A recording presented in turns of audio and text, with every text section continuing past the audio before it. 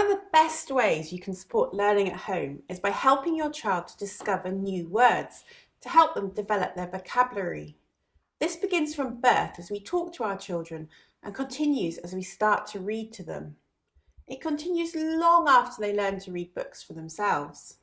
When you listen to your child read, take time to talk about some of the words, especially words that might be new to them. Many children quickly get good at reading words aloud without always knowing what the words mean. While they seem to be doing very well, they may begin to find reading boring because they don't understand the full meaning of their books. Read that carefully. That's it. And fished, yet the moon still gleamed in the pond. Do you know what gleamed means? You have a look at the picture. Shine? It is like shining. It's when the light shines off something brightly so we can see it really well. Books matched to your child's reading level will build their confidence, but reading or listening to books at a wider range of levels will introduce them to new words.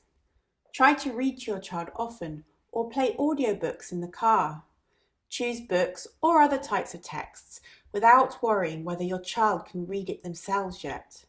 This gives them the opportunity to hear new words used in different ways. "We must use the big net," said Brer Rabbit after a while. "I'll stay on the bank and show you where to dip. You two must get in the water so you're closer to the moon." Poetry collections are brilliant for bite-sized snippets of playful language that you can dip in and out of when you have a few minutes. Encourage your child to interrupt when they hear a word they don't recognise.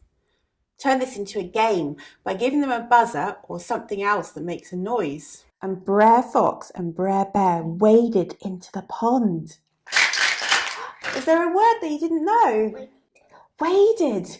What do you think waded could mean? So they're wading into the pond. What do you think it might mean?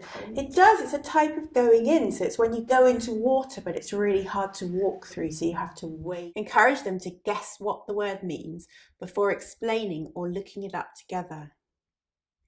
My children enjoy acting out scenes or sentences from books, whether it's fiction, non-fiction, or poetry. This is another game that encourages them to stop and find out what new words mean. He jabbed his paw at the sky.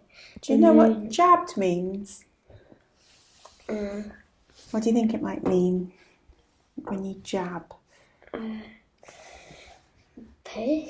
It's kind of like, it's a bit like pushing. It's sort of quite a quick movement. Shall we try and jab? Can you try and jab your paw at the sky or jab your hand towards the sky? My aim is not to cram in as many new words as possible, but to spend time looking at and exploring important words. It will help your child to understand all the different ideas and new words they'll come across at school. Most importantly, developing a wide and rich vocabulary will give your child the tools to share their own ideas and feelings.